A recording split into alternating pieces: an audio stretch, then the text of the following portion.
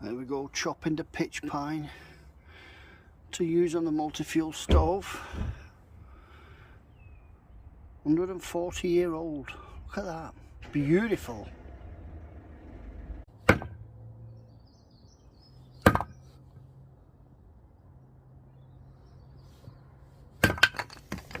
The smell, 140-year-old pitch pine, is amazing.